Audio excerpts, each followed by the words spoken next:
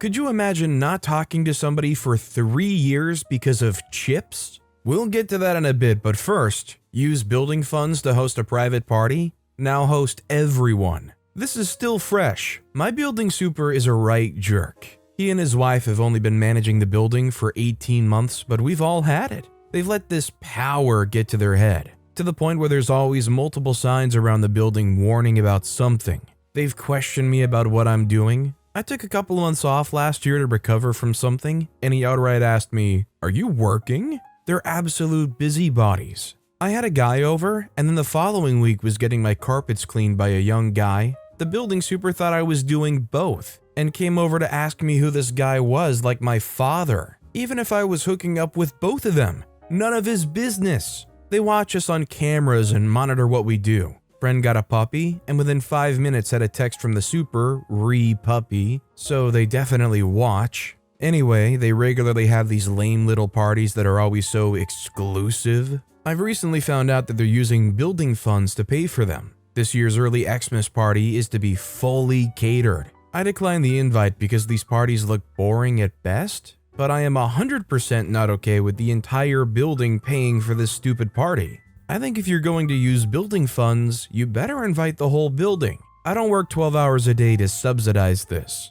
Neither does anyone else. I've also noticed that these parties always have the white people. We have a diverse community, and yet nobody of color is ever invited.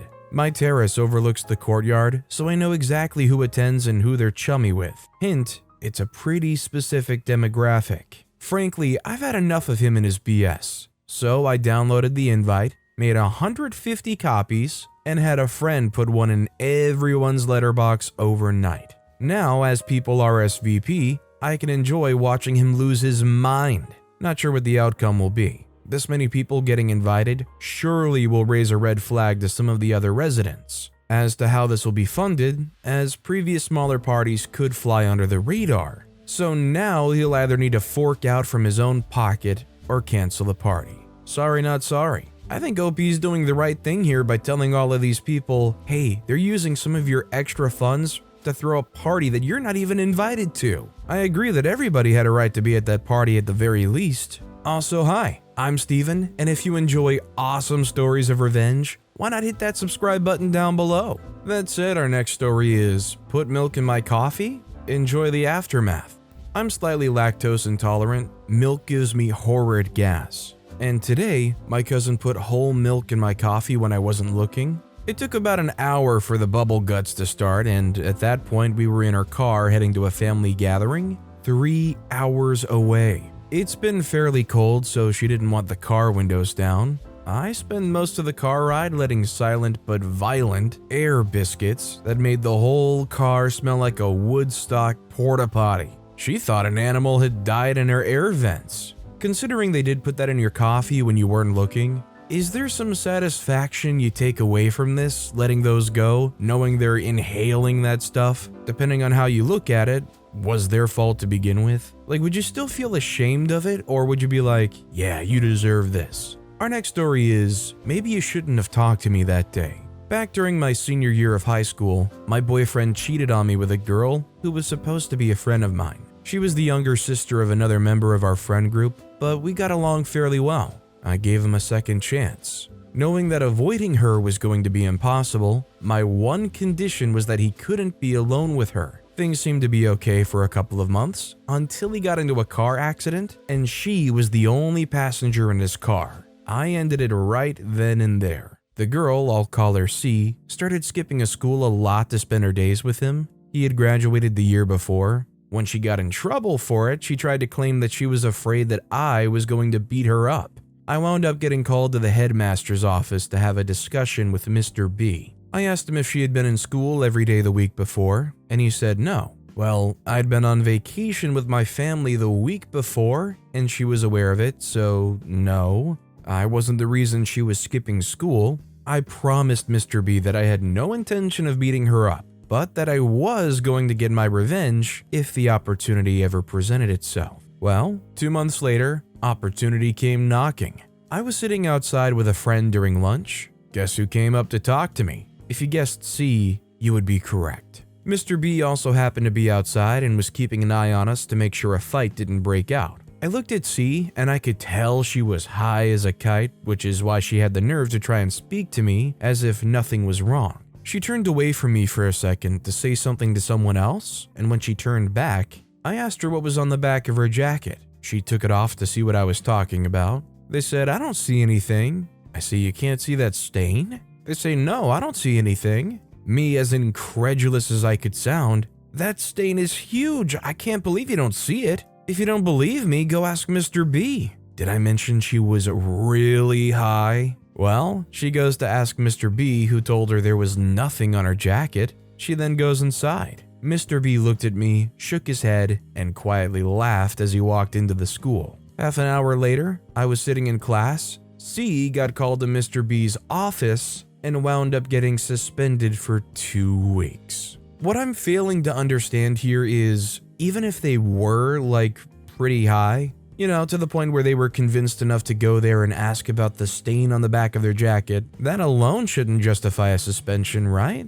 It's not like they have an immediate drug test or something. I guess if you know, you know. Our next story is, don't want to help your coworkers during a busy time? Have fun sorting out your own mess. 6 months ago, I worked part-time at a university retail store as I was a grad student and had to make money somehow. Also note that I'm the only male retail associate working amongst 12 female retail associates. Almost all of them are nice, but there's this one girl who dislikes me for some unknown reason. By default, I've treated my coworkers with courtesy, but that courtesy was never returned to me by this girl, who we'll call B. During May, our university has a commencement ceremony for all graduates, and the university retail store where I work is in charge of handling all graduation regalia. Since there were many boxes of regalia arriving at the store, my manager had a all hands on deck because she needed all the help she got. So naturally, I'm there with some of my coworkers, making sure all the boxes are organized so we don't mix up all the graduation robe orders we received from students.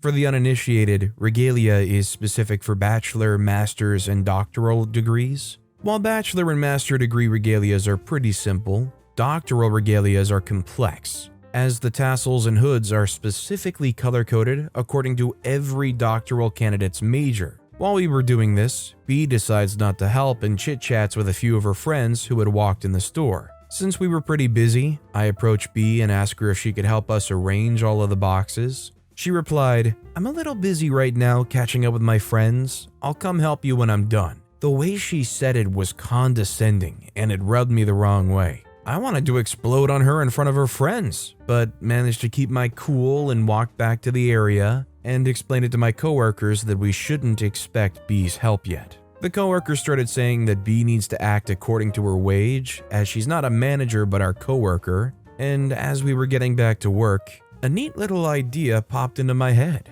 Insert sly Grinch smile. Cue my petty revenge. Since most of my coworkers were helping with the boxes, I suggested that we should split up the boxes in batches so they can be easier to tackle. When they all agreed, most of my coworkers, including myself, assigned ourselves to sorting either the bachelor's or master's degrees regalias. And you guessed it, I left the sorting of all doctoral candidates' regalia to B. As an icing on the screw you cake, I got my manager's signature on the sorting list, making it official, and proceeded to put it up on the employee pin board. When B strolls back to where we were working on the boxes, all coworkers inform her that she's working on the doctoral candidates' regalia boxes. Also, due to the extra stuff inside these boxes, they're fragile and need to be handled carefully. Out of the corner of my eye, I see B trying to shepherd the box in its right place. She gets through with 2 boxes, and while she's trying to get 3 boxes in position at the same time, all 3 boxes split from the bottom and all the regalia spills out on the floor. Now, remember when I said doctoral regalia is complex and every graduation robe is paired with their individual tassel and hood of specific color? It all gets mixed together, and B is freaking out. When she asks us to come help sort it, I turn to her and I say in a calm voice, "We'll come help you when we're done." Legend says that she's still trying to sort through all that regalia by herself. You gotta love this moment when multiple people have a common enemy and you all quickly get together and assume the revenge position. They all just went together and were like, yes, this list is perfect. Quickly push it to the manager, get them to sign off on it. B is going to be screwed. It's like you're working at a pet store and everybody else agrees to take all the easy jobs and leaves B with the job of scooping poop up. Our next story is, I'll get to the restaurant first. My middle daughter Claire has a frenemy, Emma, who is obsessed with a local Mexican fast casual restaurant, the Costa Life, and was so excited that we were getting one a few blocks away.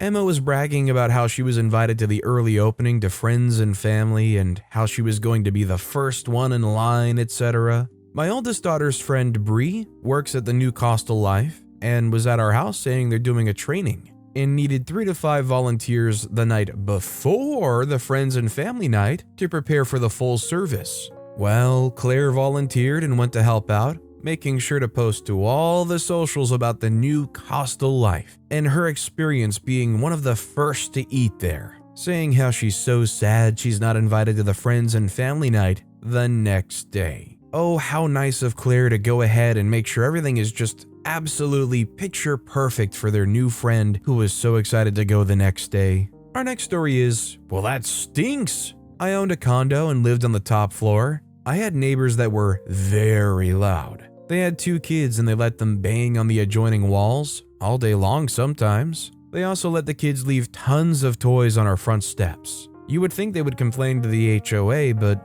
nope, he was treasurer of the HOA.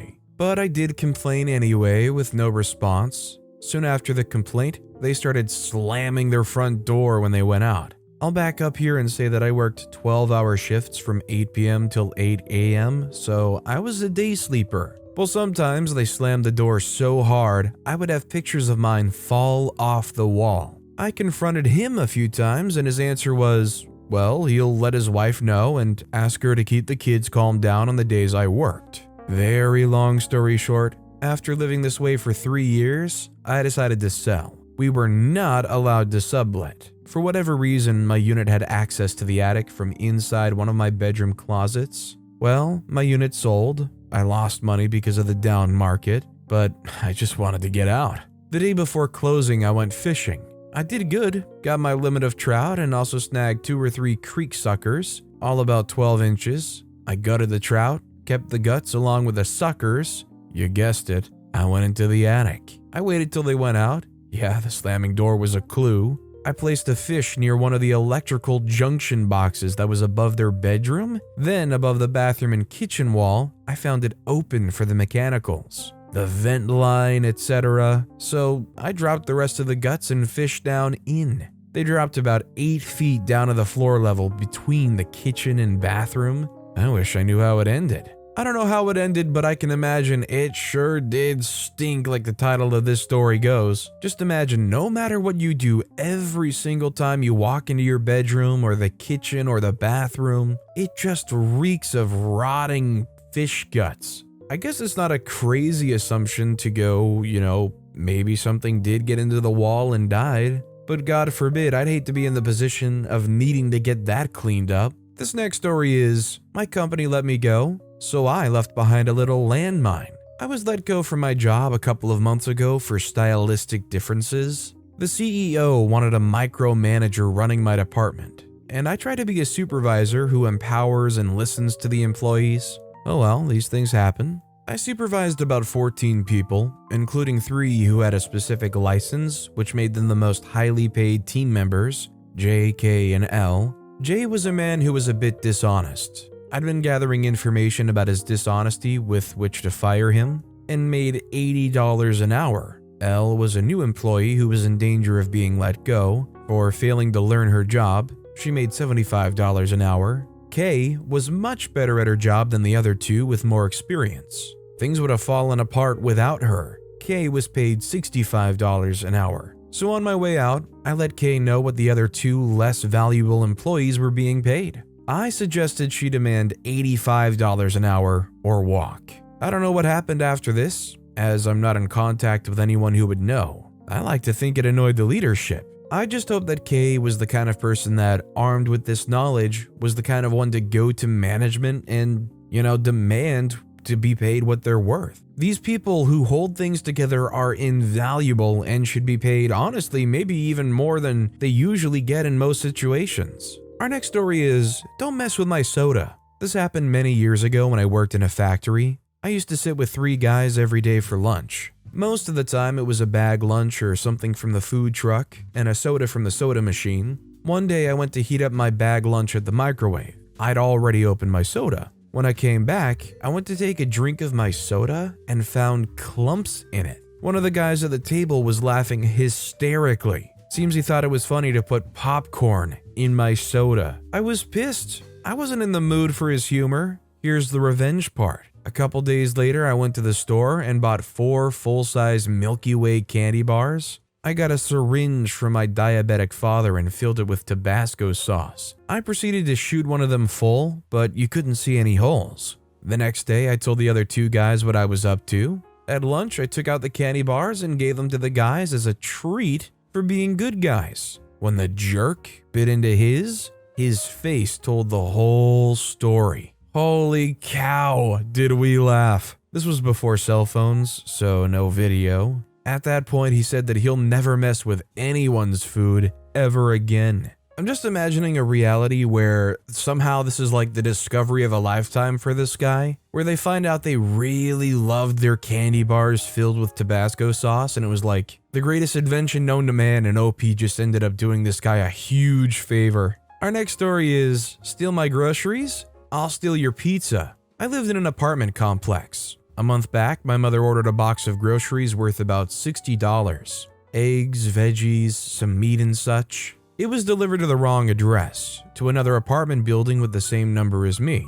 My mother got a photo of the box at their doorstep and a notification that it was delivered. It took less than 5 minutes for the guy inside to swipe the box of groceries and hide them inside his home. My mother confronted him about it, but he denied everything, and we didn't get our groceries back. Tonight, that same dude ordered 2 pizzas and some subs, and it was delivered to our door. Since he stole all of our groceries that day, we kept the pizza for dinner tonight. The pizza was worth $24 in total, not even half the worth of the box of groceries he stole, but still, it's a small victory. 100% this is where you go and you take those empty pizza boxes, preferably filled with like used napkins and plates and stuff. Make sure it has their address sticker still on it because most of those pizza boxes do. And you leave them right in front of their door. If they try to come over and complain, their address and their name should be on the box. Our next story is petty but satisfied. This happened years ago and it's very petty.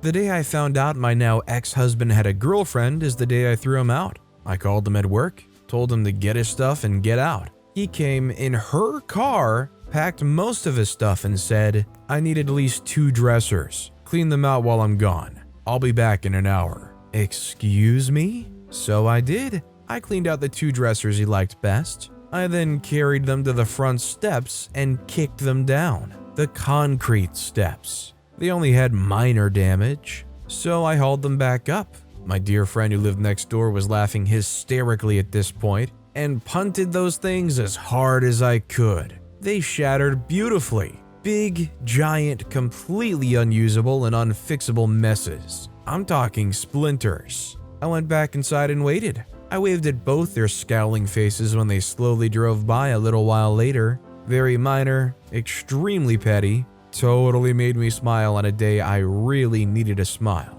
I'm just glad for OP's sake that this wasn't a situation where they got hostile considering they went and broke it. At least they let it be. Maybe it was their shame that let them just drive off. Our next story is, park too close to my driveway during a snowstorm? Enjoy digging out your car? I live in the upper Midwest, and as most people that watch the weather know, we've had significant amounts of snowfall starting Thursday. And where I am, it's expected to continue through tomorrow. One of my neighbors, I'm not certain who, otherwise I would have spoken to them, has been parking closer to my driveway than allowed by ordinances of the city we live in. Ordinance says no closer than 3 feet to the curb line change. During the summer, no big deal. Sometimes it was difficult to get enough space to get my trash and recycle out to the road and still have room to get out of the driveway, but I made it work. Because I know we get large amounts of heavy snow, I put a reflector in the right-of-way so I know about where a smallish sapling is, so I make sure not to pile up the chunks of road ice. And I figured I'd be helpful to people parking on the road and put it at the 3-foot mark.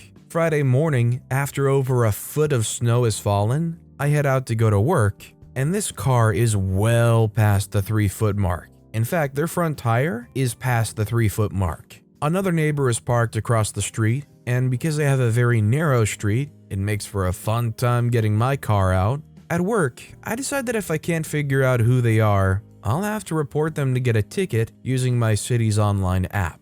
My day passes, and when I get home, the car hasn't moved. I check the app, and nothing's been noted. This morning I get up early because I have to clear all the snow from my sidewalk before someone decides to report it as not cleared, another ordinance thing, and lo and behold, they still have not moved. This means the plows can't get near enough to my curb to clear some of the snow, so I'm left with half the street in front of my driveway not cleared of any snow. Well, I still want to get out of my driveway without getting stuck, so that snow has to go somewhere, and I'm not walking it all around that car to get it into the right-of-way, so I just shoveled it all right up against the front of the car and driver's side door of their car. As of right now, there's another car parked behind them, so I don't think they'll be able to back away to get around it. Honestly, considering the circumstances OP described here, if somebody parks in front of your house, it snows fairly heavily, and they still haven't moved after like an entire day, I feel like you have justification enough to start shoveling some of that snow in the direction of that car. If you gotta deal with their car in the tight space, I think that makes it fair game. Our next story is, got the silent treatment for 3 years for salting chips, which called for petty revenge. One day, about 13 years ago, my uncle, male 62 now, stopped talking to me, female 38 now, and I was absolutely dumbfounded and clueless as to why. We used to communicate multiple times a week and were very close. This was next level silent treatment, and uncomfortable during family encounters, confusing everyone. Then, about 3 years later, I found out from his adult children that the reason he stopped talking to me was because I had salted a basket of chips at a restaurant, and he was on a low-salt diet due to a medical condition. Mind you, he hid it from everyone, but I was expected to be a mind reader. The crime was that I'm not a thoughtful person because I allegedly salted the chips on purpose in his eyes. The real unfortunate aspect about this was that 1, had I known about his condition, I wouldn't have salted the chips, and 2, had he indicated that he couldn't have salt on them after I salted them, they came out fresh and unsalted, I would have gotten up and gone and asked for a new basket of chips for him. Unfortunately, the punishment did not fit the crime, and I got the grade A silent treatment for 3 years. We finally made up, but didn't discuss the event until about a year ago, and that's a great story for probably another community. However, he is the king of petty revenge, so it's only appropriate that he receives just punishment as well. One of his favorite rants in life is being stuck on group texts when the convo should be just between 2 people. I decided I'd slow launch a group text hijack campaign and take it up a notch by strategically throwing him on group threads that contain at least 1 Android user so that he's not able to leave the conversation. I've been doing this several times a year for a solid 10 years and going strong. I think it may actually be habitual now. Not a thing he can do to stop it, and he has no idea that it's a consequence of his actions. Who salted the chips is also now the family joke that he gets to relive. If he's mad at something, someone says, "What did they do, salt the chips?" I gotta be honest, having read all of these stories for a long time, them giving them the silent treatment for 3 years over this might just be the most pettiest thing I've ever read. This guy really allowed the earth to go 3 times around the freaking sun without ever talking to their family because they innocently put some salt on their fries. Our next story is, hotel guest demanded compensation for lack of parking spaces on site. I obliged her request. Background, I'm the general manager at a small boutique property in Brisbane, Australia. On sold-out weekends, our already limited parking becomes even more limited. The guest and her husband arrive early evening. Car park is already full, so they park in front of the front door to check in, blocking other vehicles in. The check-in is not eventful. I rattle off my spiel and hand the guest her keys. The guest walks off, then stops all of a sudden. As she turns to face me again, I know that she's about to complain about something. We all know the pose. Eyes widen as they ready themselves to pleat her case as the point and wiggle their index finger in the air at shoulder height. Game on. Guest says, "You need more parking spots. There's not enough for 40 rooms. Your car park is already full. I reserved a space." I said, "I'm sorry, ma'am, but our parking is on a first-come, first-served basis. We don't reserve spaces. If the car park is full, all of the on-street parking is free." She says, "Well, there should be 40 spaces for all 40 rooms." Side note, we have 12 spaces at the front of our property, which stretches from the street to our front entrance. Local council regulations state that we only need 1 space per 4 rooms. We beat those regs by 2. I said, "I understand your frustrations, Mrs. Nitpicker,